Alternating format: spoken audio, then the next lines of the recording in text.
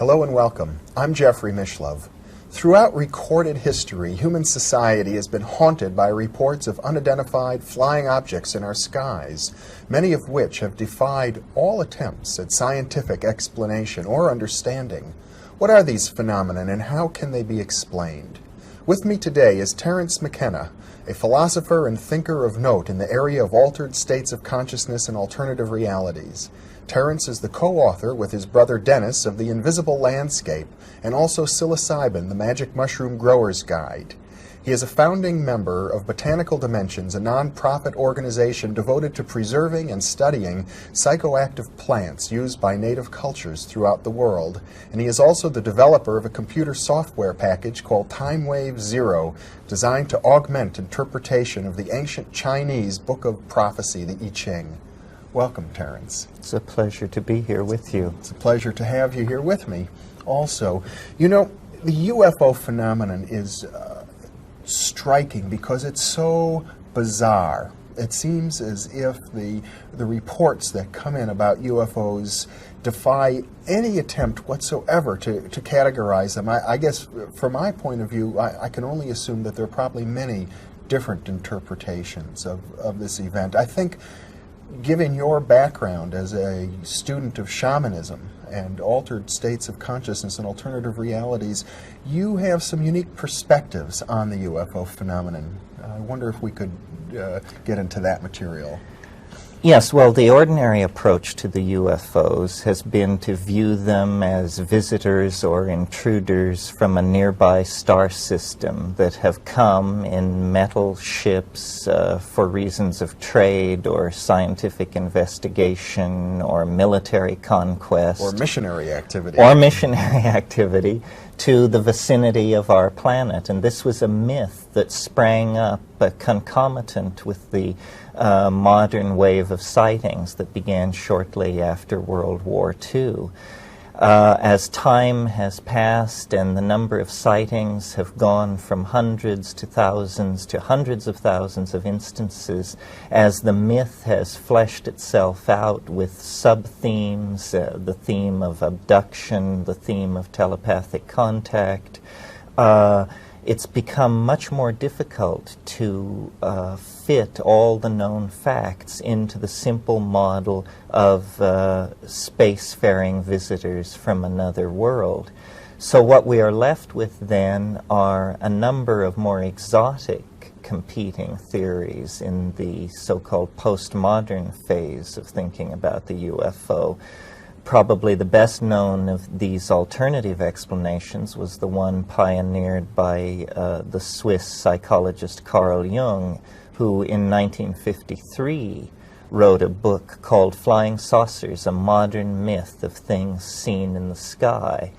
And Jung was at great pains to, without passing judgment on the reality of the saucers, of the things seen, to interpret them psychologically, to interpret them as one would interpret a dream. And he saw in their circular form, in their scintillating, shining, alchemical brilliance, a symbol of human wholeness, and felt that they were a symbol of our collective yearning for a kind of totality and individuation. Now, in a way, this kind of explanation is very satisfying. However, it is not satisfying to the person who has immediately undergone a very strange and a very real-seeming experience. Unless such a person were told great messages of hope for the planet. Well, and this is a persistent part of the flying saucer phenomenon, that people who have close contact with the saucers return with messages of universal brotherhood and benevolence, with stories of a beneficent hegemony of organized intelligence where wiser, older worlds and civilizations help younger and less mature worlds toward a kind of galactic citizenship. However, that's just one thread of the evidence. It's one thread of the evidence, and it isn't really well supported by the evidence. Jacques Vallée, who is one of the foremost commentators on the phenomenon, has been at great pains to point out that with the flying saucer phenomenon, we're dealing with thousands and thousands of incidents per year throughout the world. It's very hard, with even at our own primitive level of scientific sophistication, we can learn a great deal about a planet by sending a single probe to that planet. What kind of scientific program of investigation requires thousands and thousands of appearances? And if we make the assumption that not all appearances are observed, but that in fact only a small number are observed, then the number of appearances that must actually be going on soars toward an astronomical number. It suggests we're dealing with an interpenetration by an alien dimension on an almost industrial scale. Of course, a single probe could cause thousands of appearances. If it were of a sophisticated enough nature, that's right. The approach that I have taken that has characterized my work with this phenomenon was, first of all, to say we have not carried out a sufficiently in-depth survey of the life already on this planet to be able to say that at some time in the past life did not arrive here and thrive here, that is not part of the general heritage of life on this planet, but that has somehow come in from the outside. My candidate for that kind of an intrusive extraterrestrial would be probably a mushroom of some sort, or a spore-bearing life form, because spores are very impervious to low temperatures and high radiation, the kind of environment met with in outer space. In other words, a mushroom spore could conceivably even waft itself up through the atmosphere of our planet and enter into empty space. Oh, there's no question but what this is happening, that through what's called Brownian motion, which is sort of random percolation, spores do reach the outer edge of our atmosphere, and there, in the presence of cosmic rays and meteors and rare, highly energetic events, occasionally a very small percentage of these biological objects are wafted into space. We even possess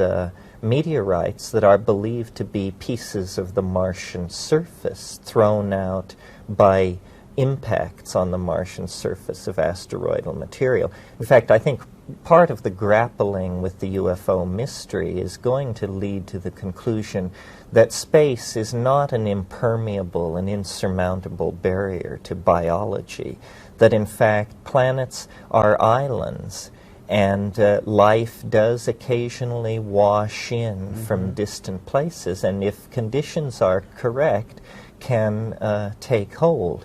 However, let me say, in the UFO phenomenon, we are dealing, or we presuppose that we are dealing, not simply with the phenomenon of extraterrestrial biology, but with the phenomenon of extraterrestrial intelligence.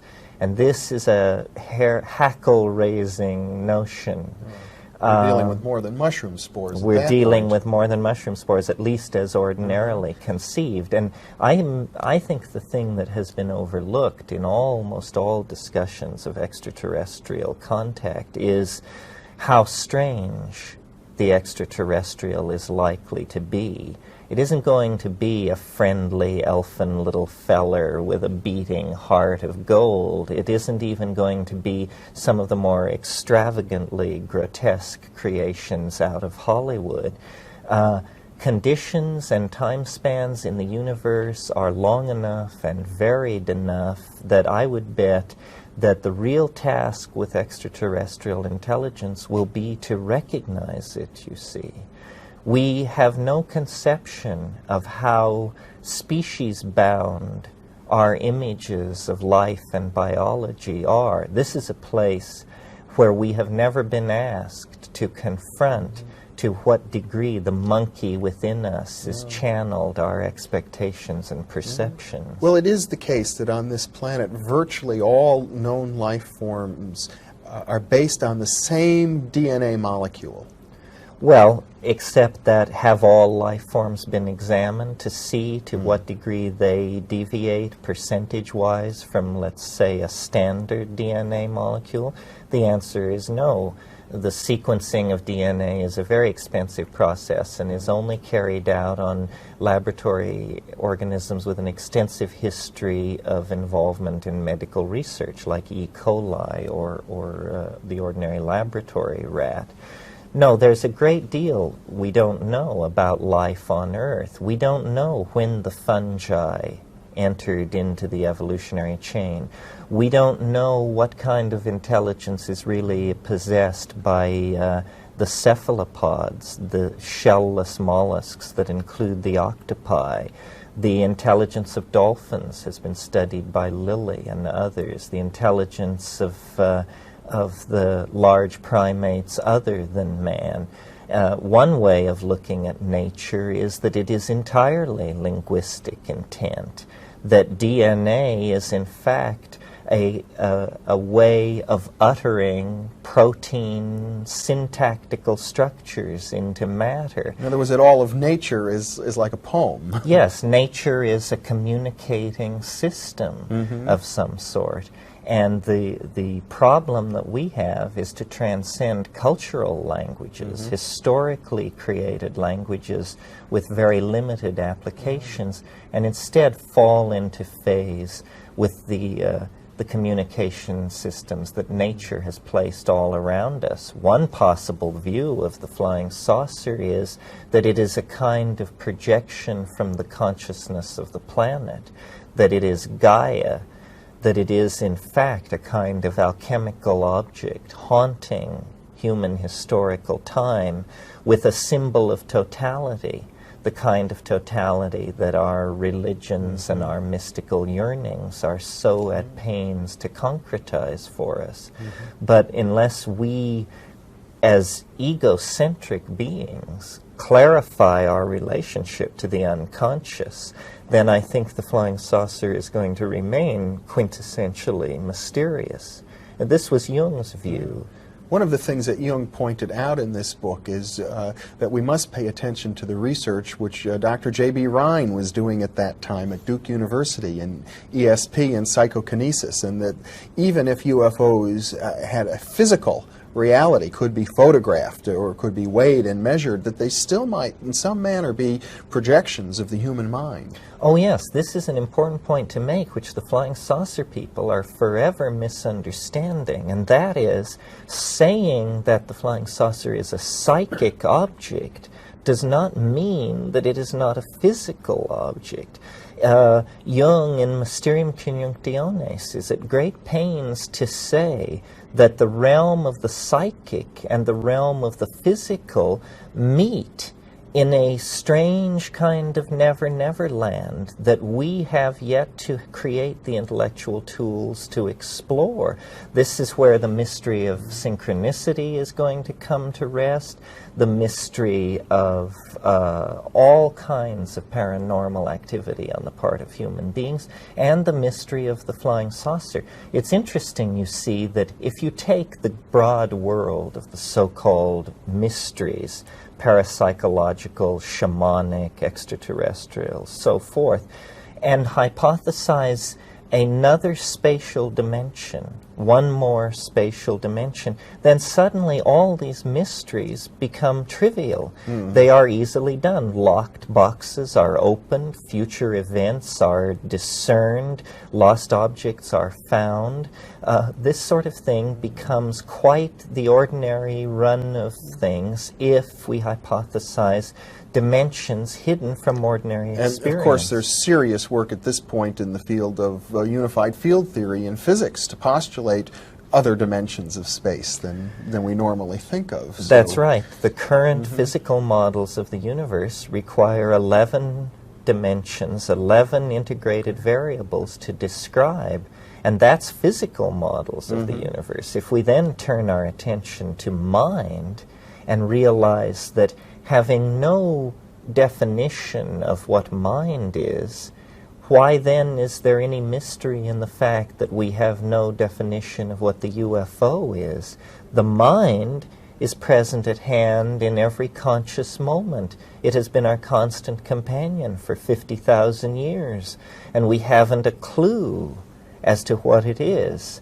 So, therefore, a manifestation of the other, the superego, or the extraterrestrial other, like the UFO, it is not surprising that it is a mystery. I always hark back to the words of J.B.S. Haldane, the great British enzymologist, who said, reality is not only stranger than we suppose, it may be stranger than we can suppose. Well, that suggests to me that if we look at some of the most bizarre, most anomalous cases that we have, such as UFOs, and we begin to ask ourselves, not so much what are they, because that's a mystery, but what is their function? How are they affecting us? That's like holding up a mirror to ourselves, and it tells us a great deal about the basic mystery of our mind and our reality. Yes, this is the so-called postmodern approach to ask the question, not what is the UFO, but what is it doing to us? And Jacques Vallée pioneered this approach, and the answer is fascinating. What the UFOs are doing to us, to global society, is they are eroding faith in science by casting directly in the path of science a kind of gauntlet, a challenge. Crack this. Almost as though the cosmic giggle had shown up at the bachelor party of science to spoil the bash, in the same way that the resurrection of Christ posed a tremendous problem for the intellectuals of late Roman antiquity, because they had no place in their worldview for someone rising from the dead. They were Greek materialists, atomists, essentially. In that same way, the UFO challenges the assumptions of science. And I think in that way, in that sense, Jung was really on to something when he saw it as coming from the unconscious. It is like an object coming from the unconscious with a compensatory function to turn us away from the rational and toward the intuitive, to turn us away from the paternalistic, Apollonian, solar, masculine view of things, and toward a kind of watery, lunar, mysterious, intuitively felt feminine force, almost as though the UFO is a manifestation of Gaia as mother goddess, science as the proudest, pardon the word, erection of the rational mind, then is challenged by something from an entirely other dimension, an entirely other realm that concretizes for us the culture crisis. And that's why I've gotten into UFOs. I think they are important for a resolution of the culture crisis. They concretize the struggle between the paternalistic masculine and the lunar feminine between a dominator society and the kind of partnership society that we require to survive. And yet it seems as if that challenge is not a direct confrontation. It's, as Vallée points out, the UFOs are operating almost at the mythological level of our culture. They're not landing in the White House. They're not really challenging the military or NASA. No, they're very mercurial, very watery. When you reach out toward them, there is nothing there. What they chiefly have become is an intellectual force in human thinking about the future. But when you reach out to grasp the hardware, to read the message, to meet the alien, there is nothing there. I've come to the conclusion, both from talking to contactees and having had a contactee experience, that whatever lies behind the UFO mystery, it is a force which can literally do anything.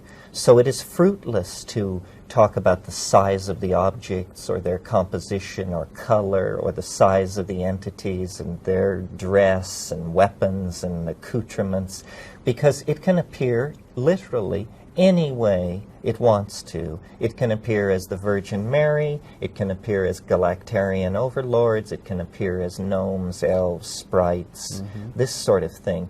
It is not to be caught in the rational net. No. Your description is strikingly actually parallel to the, with one exception, to the view of many fundamentalist Christians who say this UFO stuff is all the work of the devil. Well, I don't know about the work of the devil. Jung's criticism of Christianity was that it had not made a place for what he called the shadow. And he said the productions of Christian culture will always be neurotic because the shadow has not been included, so there's a lack of psychic balance. Perhaps the UFO carries compensatory psychic energy from the realm of the shadow. Some people are very frightened of it. Some people see it as an almost millenarian salvational hope, the savior of mankind. I think that it's very powerful, that it haunts time like a ghost, that the messianic anticipations of fundamentalist Christianity and Islam are in fact a picking up on the shock wave that the image of the flying saucer casts backward through time, that this image of the New Jerusalem, the four-gated city descending from the sky to whisk the elect away to a better place, is a kind of prophecy yearning toward a fact in the act of becoming. You know, Christianity and Islam are the most history-obsessed of all the world's major religions. Along with Judaism. Along with Judaism. And all three of them have this notion of the transcendental object at the end of time. Yes. And alchemy in the 16th century was an outbreak of an expectation of a transcendental object in the nearby here and now that would the omega point of history, yes, so to that would cure all ills, confer longevity, fertility, virility, immortality. And I think that the flying saucer is an airborne philosopher's stone, the Sophic hydrolith of Paracelsus haunting the skies of modern America with a promise of mandalic cohesion for the future that science has not given us. Science has been a sadly disappointing religion in the realm of the heart. The flying saucer comes from the heart, but it bears the very strange energy of the other in its manifestation as planetary goddess. Yeah. I'm often struck by the psychic powers that seem to be associated with people who have had intensive encounters with UFOs. That's right. The thing and is I've researched both, many of these cases myself. It's both material and psychological. It anticipates the future. It seems as the memories of the contactees are transparent to this force. It can reach deep into their lives and confront them with information taken from forgotten incidents in their lives. It is an awesome kind of force that transcends space and time for the individual. Now, it may be that we will never have a general theory of flying saucers. It may be that this is something that addresses the individual in the same way that I don't think we will ever have a general theory of falling in love. That, too, is something which addresses the individual. We have been mistaken to expect Time magazine or the New York Times to explain the flying saucers to us. They will not explain the flying saucers to us any more than they will explain ourselves to us. This is something that haunts the membrane of experience very close in to the experiencing ego, and therefore it is threatening.